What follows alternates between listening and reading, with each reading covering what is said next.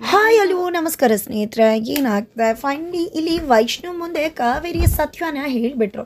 ಸತ್ಯ ಹೇಳಿದ್ಮೇಲೆ ಪಾರ್ಟಿ ನಡೀತಾ ಇದೆಯಾ, ಏನಾಗ್ತದೆ, ಯಾವ ಬರ್ಡೇ ಪಾರ್ಟಿ ಇದು ಎಲ್ಲವನ್ನ ಕೂಡ ತಿಳ್ಕೊಬೇಕು ಅಂದರೆ ಈಗಲೇ ನಮ್ಮ ಈ ಚಾನಲ್ನ ಸಬ್ಸ್ಕ್ರೈಬ್ ಮಾಡಿ, ಹಾಗೆ ಈ ಒಂದು ವಿಡಿಯೋವನ್ನು ಪೂರ್ತಿಯಾಗಿ ನೋಡಿ.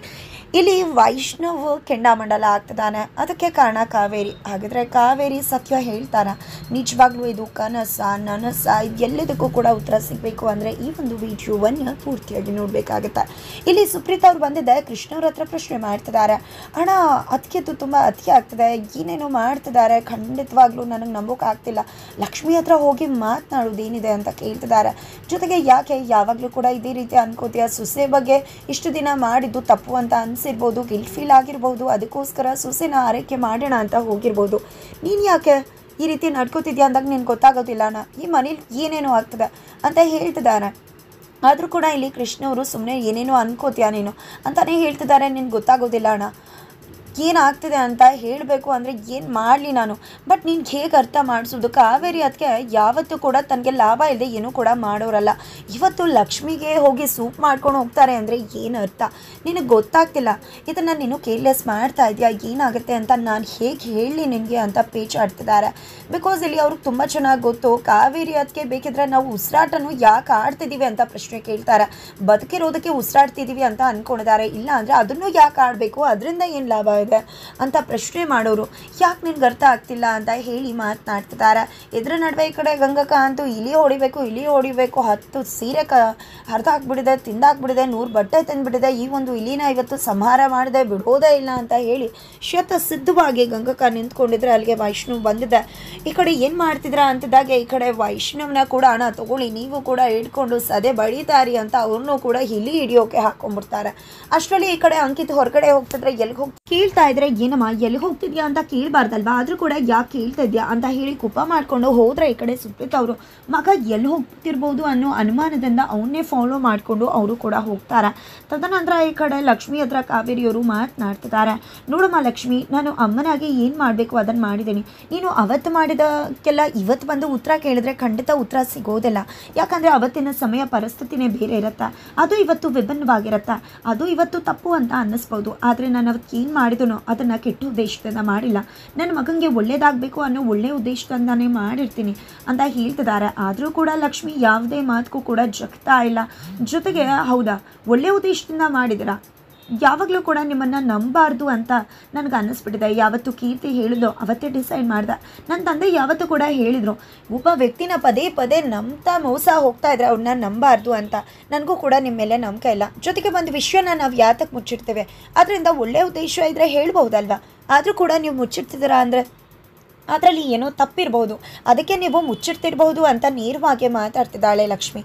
ಅದಕ್ಕೆ ಈ ಕಡೆ ಕಾವೇರಿಯವರು ಈಗ ಚೂರಿ ಚಿನ್ನದಿಂದ ಮಾಡಿದ್ವಿ ಅನ್ನೋ ಮಾತಕ್ಕೆ ಅದರಿಂದ ಚುಚ್ಕೊಳಕ್ಕಾಗತ್ತಾ, ಅದ್ರ ಉದ್ದೇಶ ಯಾವತ್ತೂ ಕೂಡ ಕತ್ತರಿಸೋದೆ ಅಲ್ವಾ, ಅದಕ್ಕೋಸ್ಕರನೇ ಹೇಳ್ತಿದ್ದೀನಿ. ನಾನು ಒಳ್ಳೆ ಉದ್ದೇಶದಿಂದನೇ ಹೇಳಿರ್ತೀನಿ, ಆದರೆ ಇವತ್ತೇನಾದರೂ ಹೇಳಿದ್ರೆ ಅದರಿಂದ ಒಂದು ಹೋಗಿ ಮತ್ತೊಂದು ಆಗ್ಬಹುದಲ್ವ, ಅದಕ್ಕೋಸ್ಕರ ಅಮ್ಮ ಹೇಳ್ತಿದ್ದೀನಿ, ದಯವಿಟ್ಟು ಅರ್ಥ ಮಾಡ್ಕೊ ಲಕ್ಷ್ಮಿ ಅಂತ ಹೇಳ್ತಿದ್ದಾರೆ.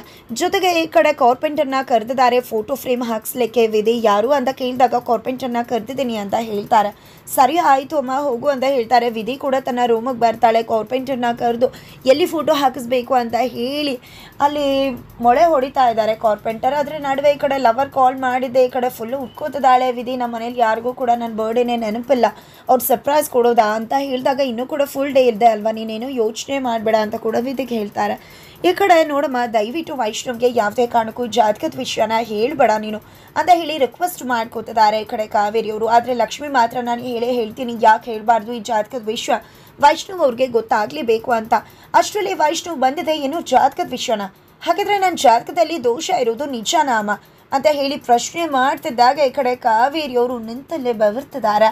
ಈ ಕಡೆ ನಿಮಗೆ ಗೊತ್ತು ಜಾತಕದಲ್ಲಿ ದೋಷ ಆಯಿತು ಅಂತ ಲಕ್ಷ್ಮಿ ಕೇಳ್ತಿದ್ರೆ ಕೀರ್ತಿ ಹಾಸ್ಪಿಟಲಲ್ಲಿ ಹೇಳಿದ್ಲು, ಆದರೆ ನಾನು ಅವಳ ಮಾತನ್ನು ನಂಬಲಿಲ್ಲ. ಆದರೆ ಇವಾಗ ಅನ್ನಿಸ್ತದೆ ಅಮ್ಮ, ಹಾಗಿದ್ರೆ ನಿಜಾನ ಕೀರ್ತಿ ಹೇಳಿದ್ದು, ನಾನಲ್ಲಿ ನಿನ್ನ ಪರವಾಗಿ ಮಾತಾಡ್ದೆ, ನನ್ನಮ್ಮ ಎಂದೂ ಕೂಡ ಈ ರೀತಿ ಮಾಡೋದಿಲ್ಲ, ಸುಳ್ಳು ಹೇಳೋದಿಲ್ಲ ಅಂತ. ಹಾಗಿದ್ರೆ ಜಾತಕದಲ್ಲಿ ದೋಷ ಆಯ್ತಾ, ಹೇಳಮ್ಮ, ನಿನ್ನನ್ನೇ ಕೇಳ್ತಿರೋದು, ಮಾತನಾಡು ಅಂತ ಹೇಳ್ತಿದ್ದಾರೆ. ಈಗಿದೆಲ್ಲ ಯಾಕೆ ಪುಟ್ಟ, ಲಕ್ಷ್ಮಿಗೆ ಹುಷಾರಿಲ್ಲ, ಈ ಪರಿಸ್ಥಿತಿಯಲ್ಲಿ ಇದೆಲ್ಲ ಬೇಕಾ ಅಂದಾಗ ಪರಿಸ್ಥಿತಿ ಸಮಯ ಏನೇ ಇರ್ಬೋದಮ್ಮ. ಸುಳ್ಳು ನಮಗೆ ಒಂದು ವಿಷಯ ಸುಳ್ಳು ಅಂತ ಗೊತ್ತಾದ್ಮೇಲೆ ಆ ವಿಷಯನ ತಿಳ್ಕೊಂಡು ಬಿಡಬೇಕು. ಆಮೇಲೆ ಕಾಲ ಮಿಂಚೋದಾಗ ನಾವು ಏನೂ ಕೂಡ ಮಾಡೋಕ್ಕಾಗೋದಿಲ್ಲ ಅಲ್ವಾ. ಸತ್ಯನ ಹೇಳ್ಬಿಡು.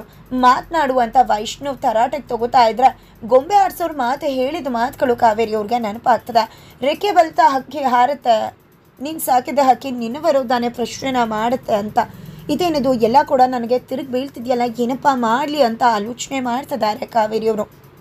ಹೇಳಮ್ಮ, ಏನಾದರೂ ಒಂದು ವಿಷಯ ಅದೇ ನಿಜ ಆಗಿದ್ರೆ ಒಂದು ಪಕ್ಷ ಖಂಡಿತ ನನ್ನನ್ನು ನಾನೇ ಕ್ಷಮಿಸ್ಕೊಳ್ಳೋದಿಲ್ಲ ಅಂತ ಹೇಳ್ತಿರ್ಬೇಕಿದ್ರೆ ಕೃಷ್ಣ ಮತ್ತು ಅಜ್ಜಿ ಎಲ್ಲರೂ ಕೂಡ ಬರ್ತಾರೆ. ಏನಾಯಿತು ಏನು ಅಂತ.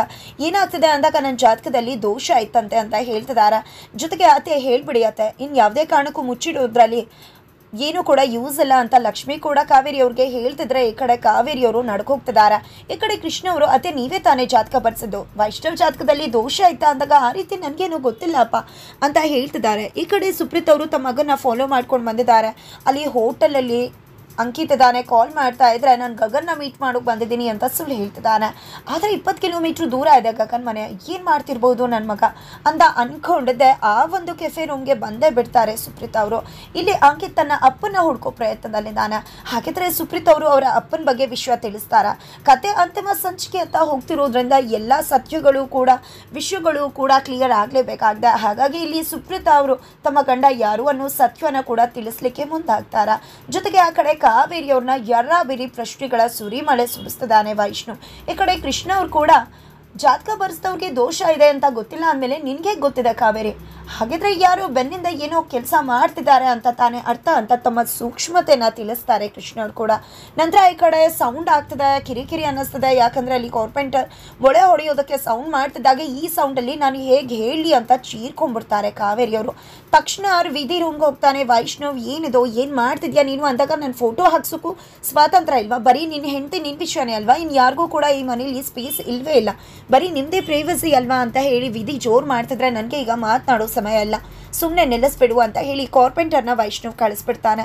ನಂತರ ಕಾವೇರಿಯವರು ಕೂತ್ಕೊಂಡಿದ್ರೆ ಅಲ್ಲಿಗೆ ವಿಧಿ ತುಂಬ ಕೋಪ ಮಾಡ್ಕೊಂಡು ಬರ್ತಾಳೆ. ಏನಮ್ಮ ನಿನಗಿರೋದೇ ಒಬ್ಬ ಮಗನ, ನಿನಗೆ ನಾನು ಹುಟ್ಟ ಇಲ್ವಾ? ನಿನ್ನ ಮಗಳೇ ಅಲ್ಲ ಅನ್ಸುತ್ತಲ್ವ? ನಾನು ಪ್ರೀತಿ ಇಲ್ಲ ಅಂತ ಹೇಳೋದಲ್ಲ, ನಿನ್ನ ಮಗಳೇ ಅಲ್ಲ ಬಿಡು.